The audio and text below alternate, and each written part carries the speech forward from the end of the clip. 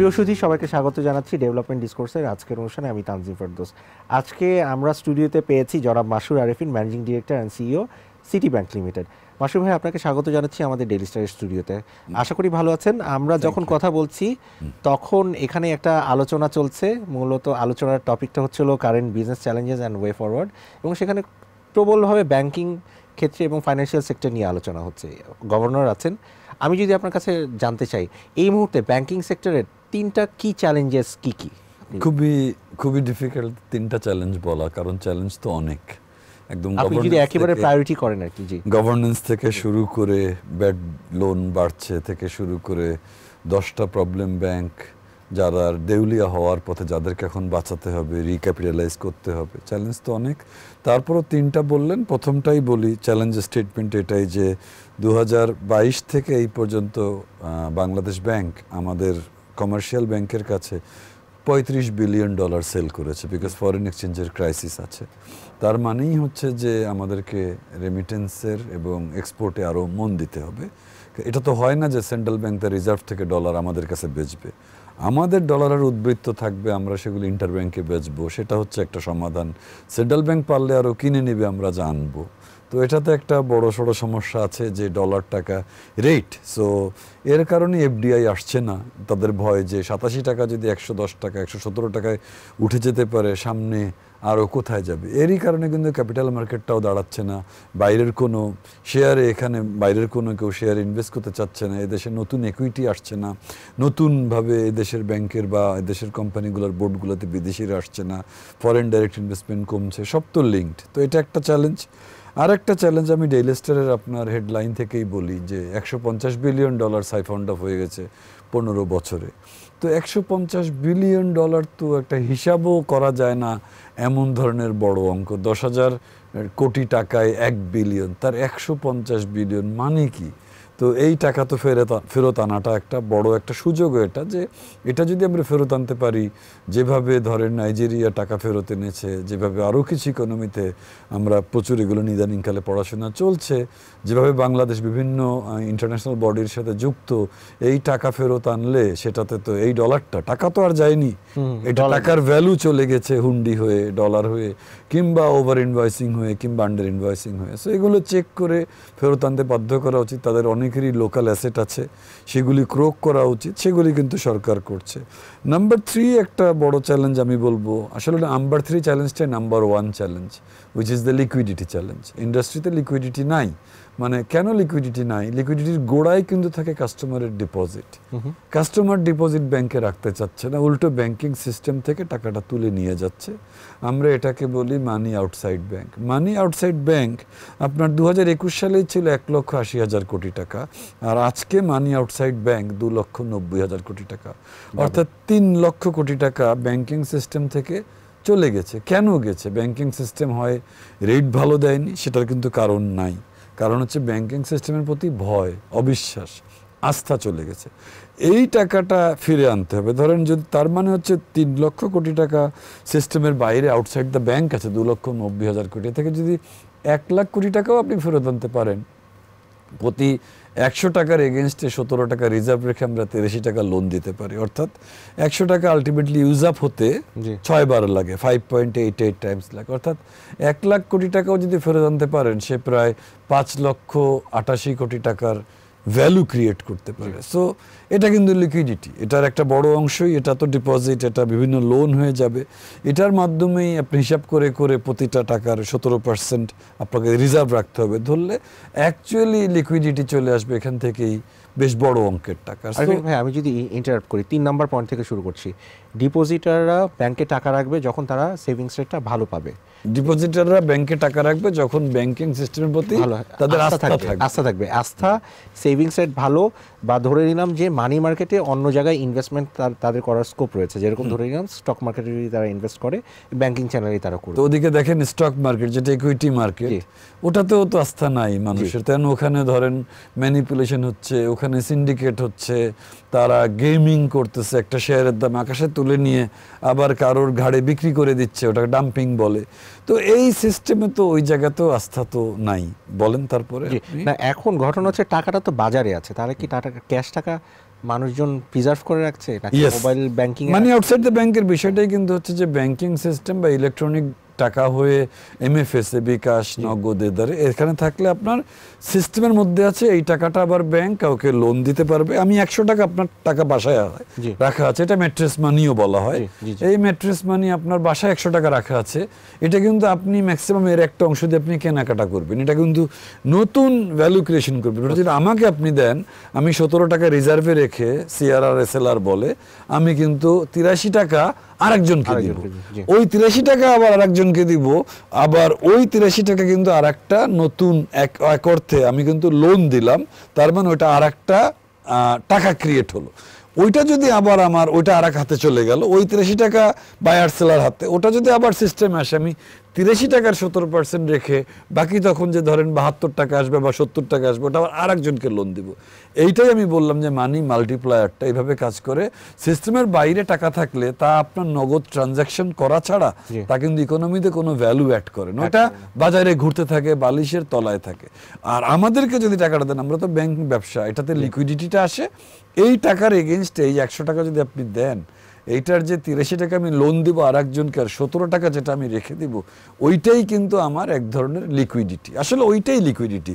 CRR SLR আর ভল্টের টাকা bank যা সংরক্ষিত রাখলো, এইটা ব্যাংকের লিকুইডিটি, আর ওটা কিন্তু 100 টাকা কিন্তু ডিপোজিট। সো ডিপোজিট আর লিকুইডিটিও আলাদা করে দেখাই উচিত। জি, একটু আমার জানতে চাই যে সেভিংস রেট এবং আপনার বরোয়িং রেট যখন ইন্ডাস্ট্রিতে খাটানো হচ্ছে, এটার মাঝখানে যে স্প্রেড রাখা হয়, আমাদের দেশে কি সেই স্প্রেডটা কি মানে বেশি রাখা হয়? না, আমাদের দেশে তো স্প্রেড একদমই কম ছিল, 9-6 বৃত্তে আমরা পড়লাম। এখন ডিপোজিট, আমার লোনের রেটই ছিল সর্বোচ্চ 9, আমাকে তখন ডিপোজিট নিতেই হতো এমন একটা রেটে। ধরেন আপনার একটা অপারেটিং ব্যয় আছে একটা ব্যাংকের, এক্স্যাক্টলি, প্লাস অলসো আপনার অপারেটিং ব্যয় আছে, প্লাস আপনি ডিপোজিটটা নিচ্ছেন 9 লোন দিবেন, আপনি ধরেন 5 ডিপোজিট নিচ্ছেন, আপনার হাতে 4%, জেনারেল প্রভিশনিং আছে, লোন ব্যাড হয়, আমার এত বড় লোকবল আছে, অপারেটিং কস্ট আছে। So there is one thing called cost of deposit, one thing called cost of fund. এখানে বাংলাদেশে যদি 5-6% স্প্রেড থাকে, 5% স্প্রেড থাকে, তাহলে একটা ব্যাংক লাভ করতে পারে। ব্যাংক লাভ করার মাধ্যমে কিন্তু 37.5% রাষ্ট্র ট্যাক্স পায় অপারেটিং প্রফিটের উপরে। প্লাস হচ্ছে ব্যাংকের নতুন ক্যাপিটাল জেনারেট হয়, নতুন ক্যাপিটাল জেনারেট হলে ব্যাংক আবার যা ক্যাপিটাল আসলো, যেহেতু 12.5% ক্যাপিটাল এডিকুয়েসি রেশিও, ব্যাংক প্রায় 10 গুণ। টোটাল আমার 100 টাকা ক্যাপিটাল যদি প্রফিট করে আবার রিটার্ন আর্নিংয়ে যোগ হয়, আমি 100 টাকা দিয়ে আবার 1000 টাকার লোন দিতে পারি। সো ওইটা আবার ক্যাপিটালের অঙ্ক। সো একটা ব্যাংক ব্যবসায় তো দুটো বেসিক জিনিস, একটা আপনার ডিপোজিট আর একটা হচ্ছে আমার নিজস্ব মূলধন। তো দুটোই লাগে। আর আপনি যেটা স্প্রেডের কথা বলছেন, স্প্রেডের কোনো আইডিয়াল সংজ্ঞা নেই, এটা ডিপেন্ড করে ব্যাংক টু ব্যাংক, তার খরচ কত, অপারেটিং ব্যয় কত, আর একটা ডিপেন্ড করে যে আপনার ব্যাড ডেট কত, আপনার কতটুকু পরিমাণের লোন দিয়ে আপনি খেয়ে ফেলছেন। জেনারেলি থাম্ব রুল হচ্ছে 5% স্প্রেড শুড বি এনাফ, এর বেশি নেওয়া হচ্ছে আপনি কাউকে। তাহলে 5% যে 9-6 যখন ছিল তখন তো 3%, তখন ব্যাংকগুলো অপারেট 4% তো ডিপোজিট পাওয়া যেত না। ডিপোজিটেরও তো অনেক রকমের ধারা আছে। যেসব ব্যাংকগুলোকে মানুষ বিশ্বাস করে, যাদেরকে আমরা এখন গুড ব্যাংক বলি, আর যেসব ব্যাংকগুলোকে মানুষ কম বিশ্বাস করে, ডিফারেন্স হচ্ছে মানুষ যাদেরকে ট্রাস্ট করে তারা প্রচুর কারেন্ট ও সেভিংস অ্যাকাউন্ট পায়, লো কস্ট ডিপোজিট পায়। আর মানুষ যাদেরকে ট্রাস্ট করে না, সেই ব্যাংকগুলো হয় হানি সিকার, সেই ব্যাংকগুলোতে অনলি হানি সিকাররা যায়, গিয়ে তারা বড় অঙ্কের একটা ফিক্সড ডিপোজিট করে, ওই ব্যাংকগুলো যদি পরে প্রবলেম পড়ে তারা ওইটাও হারায়। বাট বাংলাদেশে ওইরকম কোনো হারানোর নজির নেই, বাট এই মুহূর্তে তো সিরিয়াস টেনশন চলছে। এই বিষয়টা নিয়ে আসবো, কিন্তু আমি প্রথম পর্যায়ে যদি চলে যাই, ফরেন ডিরেক্ট ইনভেস্টমেন্ট বাড়ানোর জন্য কি ধরনের ভূমিকা পালন করা যেতে পারে? এফডিআই বাড়ানোর জন্য তো প্রথমে আপনার 3টা রেট একটা ইকোনমিকে কন্ট্রোল করে বা ডাইরেক্ট করে। একটা হচ্ছে ইন্টারেস্ট রেট, একটা হচ্ছে এফএক্স রেট, আর একটা হচ্ছে আপনার ইকুইটির রেট, অর্থাৎ ক্যাপিটাল মার্কেট, শেয়ার বাজার। সো এই তিনটাই তো বাজার ভিত্তিক হতে হবে। এখন দেখেন ইন্টারেস্ট রেট ফাইনালি বাজার ভিত্তিকই। আবার ফরেন এক্সচেঞ্জ রেট দেখেন 10 টাকারও ডিফারেন্স ছিল, এখন এটা 120 টাকায় আমরা রেমিটেন্স কিনছি, আমরা এক্সপোর্টেও দিতে পারি 120, অ্যান্ড আমরা ইন্টারব্যাংকেও 120-এ আমরা কিনতে পারি, আর আমরা আমদানি ব্যয় শোধ করছি 120-এর মধ্যেই। অর্থাৎ আমাদেরকে ফাইনালি গিয়ে কিন্তু বাস্তবে ডলারটাও 120 টাকা 20 পয়সা 10 পয়সা আছে।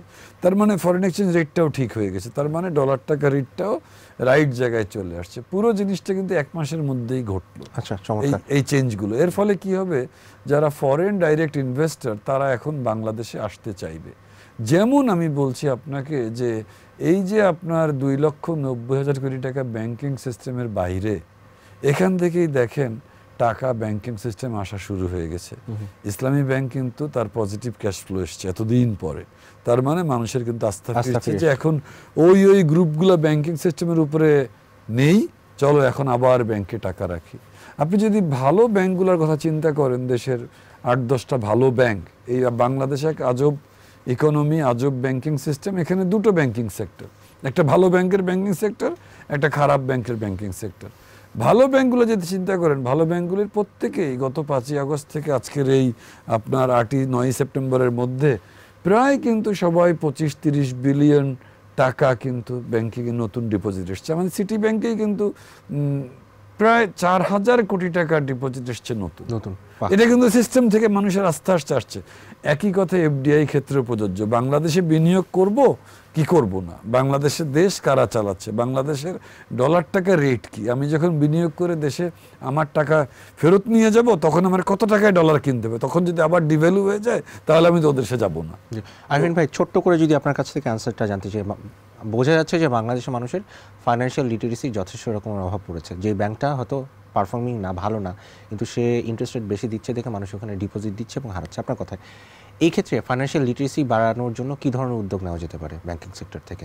ফাইন্যান্সিয়াল লিটারেসি বাড়ানোর জন্য প্রথমেই আসেন ফোকাস করা যাক যে ম্যাট্রেস মানিটা যেন সিস্টেমে আসে। ব্যাংক বিষয়টাকে আরও বিশ্বাসযোগ্য, নির্ভরযোগ্য, ভরসার হতে হবে। 2 হচ্ছে ব্যাংকিং বিষয়টাকে সহজ করতে হবে। সেখানে কিন্তু ভালো ভালো কিছু কাজ অলরেডি হয়ে গেছে। যেমন ধরেন আমরা EFTN, RTGS, আমরা কিন্তু ডিজিটালি বেশ স্যাভি হয়ে গেছে। আমাদের এই পরিমাণ ট্রানজ্যাকশন বিকাশে হয়, এই পরিমাণ মানুষ বিকাশ আর নগদকে বিশ্বাস করে। সো মোবাইল মানি অলরেডি এদেশে কিন্তু পপুলার। তার মানে কিন্তু লিটারেসি, ফাইন্যান্সিয়াল লিটারেসি হচ্ছে কি করে আমি আমাদের এই সিটি টাচের কথা বলি, সিটি ব্যাংকের যেটা ইন্টারনেট ব্যাংকিং, এখানে কিন্তু 1 লক্ষ কোটি টাকার উপরে ট্রানজ্যাকশন হয় বছরে। এই কারেন্ট ইয়ারে আমরা কিন্তু 1,20,000 কোটি টাকাতে চলে যাব। এটা হিউজ অ্যামাউন্ট অফ মানি। তার মানে হচ্ছে মানুষ, আপনাকে ফিনান্সিয়াল লিটারেসির কাজ কন্টিনিউয়াস করে যেতে হবে। ব্যাংকিং প্রোডাক্টগুলোকে লাভজনক করতে হবে মানুষের জন্য। নিজের লাভ বেশি ভাবলে সবসময় হবে না। আপনাকে বুঝতে হবে যে আলটিমেটলি ব্যাংক ব্যবসার গোড়ার কথা তারল্য, অ্যান্ড তারল্যর গোড়ার কথা ব্যাংক ডিপোজিট। সেটা যদি আপনি আনতে পারেন, ধরেন গত 1 মাসে একটা সিটি ব্যাংকের মতন ব্যাংকে 4,000 কোটি টাকা ডিপোজিট বাড়লো, যেখানে মানুষের 4 কোটি টাকার বা 4 টাকার হাহাকার। একই সিস্টেমের মধ্যে ভালো ব্যাংকগুলোতে আমি বলছি আপনাকে যে 2 থেকে 4 বিলিয়ন, 2,000 কোটি থেকে 4,000 কোটি প্রত্যেকের ডিপোজিট বেড়েছে 1 মাসের মধ্যে। তার মানে হচ্ছে আস্থার জায়গাটা হলে লিটারেসিটা মানুষ সামলে নেবে, মানুষ ব্যাংকে টাকা রাখবে বা ডিজিটাল মানি করবে বিকাশে, নগদে। আমরা ওইটাকে কার্যকরীভাবে ইকোনমির জন্য নতুন মানি জেনারেট করার ইঞ্জিনের মধ্যে ফেলতে পারবো। আরভিন ভাই, আপনাকে একটা প্রশ্ন করতে চাই। এই প্রশ্নের উত্তর যদি আপনি দিতে না চান, নো কমেন্টস বলতে পারেন। আপনি কি মনে করেন যে ব্যাংকের যে পর্ষদগুলো রয়েছে, সেই পর্ষদগুলোর যে রুলসগুলো রয়েছে, যেরকম একই পরিবারের 4 জন সদস্য, 12 বছর পর্যন্ত আইনে একটা ব্যাপার আছে, 20 জনের একটা পর্ষদে, সেইগুলোকে সংস্কার করার সময় এসছে বা কি না? এটা বিশাল প্রশ্ন, গভর্নেন্স ইস্যু। ধরেন আমি সিটি ব্যাংকে সিইও, আমার এখানে তো IFC ওয়ার্ল্ড ব্যাংকের অঙ্গ প্রতিষ্ঠান, তারাও আমাদের বোর্ডে আছে। আমাদের বিষয়টা কত ধরনের কত মানুষ একটা ব্যাংকের বোর্ডে আছে শুধু তাই না, কিন্তু কারা বোর্ডে আছে সেটা কথা। আমাদেরও তো বোর্ডে এক পরিবার থেকে 3 জন আছে, 4 জন আছে। তখন 4 জনের নিয়ম ছিল, এখন 3 জন হচ্ছে। আবার রিপ্রেজেন্টেটিভ ডিরেক্টর হিসেবে আরও 2 জন আসতে পারে। তো এটা তো বাকি ব্যাংকগুলোতে তো এর ভালো জিনিস আমরা দেখি নাই। আমরা ব্যাংকের পরে ব্যাংক, এই পরিবারতন্ত্র এসে তারা ব্যাংকটার গভর্নেন্সকে দুমড়ে মোচড়ে বোর্ড মেমোতে, আসলে ঘটেছেটা কি, বোর্ড লেভেলে ঘটেছে হচ্ছে যে ম্যানেজমেন্ট লোনের মেমো তৈরি করেছে, বোর্ড এটা পাশ করেছে। লোন আপনি তানজিম নিয়েছেন নিজের নামে কিছু, বাকি লোন আপনি পুরা নিয়েছেন বেনামে। সেই টাকাটা আপনি নিয়ে এই যে 150 বিলিয়ন ডলার পাচার হয়েছে, এটা কোথার টাকা? এটার একটা অংশ তো এক্সপোর্ট আর ইম্পোর্টের মাধ্যমে আন্ডার ইনভয়েসিং, ওভার ইনভয়েসিং, একটা বড় অ্যামাউন্ট। ওকে, যে আপনি একটা জিনিস কিনছেন, জিনিসটার দাম 20 টাকা, আপনি কিনছেন জিনিসটা 100 টাকা দাম দেখিয়ে, আপনি আরো 5 গুণ টাকা আপনি বাইরে পাঠিয়ে দিলেন। কোথায়? ধরেন সিঙ্গাপুর থেকে মাল কিনছেন, আবার সিঙ্গাপুরে আপনি তানজিম আপনার ওইখানে যার সাথে এটা করছেন সেও আপনি আর এক নামে ওখানে, আপনি নিজের সাথেই নিজে বেচা কেনা করে টিপিক্যাল হলমার্কের সেম মডেলে করছেন। আবার প্রচুর এলসি হয়েছে, এলসির পেমেন্ট চলে গেছে, এলসির হয়তো মালই আসেনি, কারণ আমরা ব্যাংক, আমরা তো আর মাল নিয়ে ডিল করি না, আমরা ডকুমেন্ট নিয়ে ডিল করি। সেইটা একটা। তা আপনার কথার গোড়ার কথায় চলে আসি, যেহেতু একটা পরিবারের একটা গোষ্ঠীরা এসে এতগুলো ব্যাংকে দুর্বল করতে পারে, এতগুলো ব্যাংক তো দখল হয়েছে, এই যে এস আলম ব্যাংক যেগুলি বলা হচ্ছে, এই 7-8টা ব্যাংক, তারপরে আমরা যেসব ব্যাংকের এখন নাম শুনছি, যেগুলির কথা গভর্নর সাহেবও, নতুন গভর্নর সাহেবও বলছেন, অফকোর্স আপনাকে কিন্তু এগুলি নিয়ে কাজ করতে হবে। কারা ব্যাংকের ডিরেক্টর, তাদের ক্ষমতা কতটুকু, তাদের ম্যানেজমেন্টের কথা বলার স্বাধীনতা কতটুকু, সেন্ট্রাল ব্যাংকে রিপোর্ট করলে হুইসেল ব্লোয়িং সিস্টেম কতটুকু ওয়ার্ক করে, সার্টেন কিন্তু স্ট্রাকচারাল সিস্টেম পৃথিবীতে আছে। বাংলাদেশেই তো বলছি যে সব ব্যাংক তো নামে আনবে নামে ব্যাড লোনে বের হয়েছে, জমির ভ্যালু দেখানো হয়েছে 10 কোটি টাকা, আসলে জমির দাম 10 লাখ টাকা, কিংবা জমিটাই নাই, বাজে ডকুমেন্টের উপরের থেকে লোন চলে গেছে, আন্ডার ইনভয়েসিং, ওভার ইনভয়েসিং হয়েছে। আর ওদিকে ভালো ব্যাংকগুলো আপনি দেখেন, আমরা কিন্তু এই দেশেই 10টার মতন ব্যাংক আছে একদম বিশ্বমানের ব্যাংক, যাদের কাছে গত 1 মাসের মধ্যে জনগণ 2000 কোটি থেকে 4000 কোটি টাকা ডিপোজিট রাখলো। তার মানে কিন্তু একই দেশের মধ্যে একই সিস্টেমে কিন্তু certain boards are not interested into dacoity, ওই রবারিটা তাদের করার ইচ্ছা নাই, আবার ব্যাংকের পারচেস থেকে কোনো রবারি করার তাদের ইচ্ছা নেই। আবার একই দেশে একগাদা ব্যাংকের বোর্ড যেন বসেই আছে, ব্যাংকের লোন দিব, লোনের টাকা পকেটে ভরবো, ব্যাংকে এসি কিনাবো, এসিটাও আমার বন্ধুকে দিয়ে আমি কিনাবো, ব্যাংকের বিল্ডিং বানাবো, ওটা থেকে 10 টাকার বিলকে 80 টাকা বানায় ওটা থেকে টাকা বের করে নিব। সো পারচেজেও করাপশন আছে, অ্যান্ড মেইন করাপশন তো লোন দেওয়ার মাধ্যমে করাপশন। সো বোর্ডের বিষয়ে একগাদা কাঠামোগত জিনিস যদি সংস্কার আনা যায়, দিস উইল হেল্প। কারা বোর্ডে আসছে তাদের বিষয়ে হেল্প, তাদের সামান্য ভুলও যেন ম্যানেজমেন্ট সেন্ট্রাল ব্যাংকে রিপোর্ট করতে পারে, ওই সাহস যেন ম্যানেজমেন্টের থাকে। ইন্টারনাল যেটা আপনার credit risk management board, risk management committee, সেগুলি ফাংশন করা, এক্সিকিউটিভ কমিটি ফাংশন করা, অনেকগুলা জিনিস একসাথে জড়িত। যারা মাসরুর আরেফিন, আমি যদি 20 বছর আগের কথা চিন্তা করি বা এখনকার কথা চিন্তা করি, সিটি ব্যাংকের আমূল একটা পরিবর্তন এসছে, রিব্র্যান্ডিংয়ের পরে একটা ভালো একটা ব্যাংক হিসেবে পারফর্ম করছে। সেই জায়গা থেকে আপনাকে অভিনন্দন জানিয়ে আজকের অনুষ্ঠান এখানে শেষ করছি।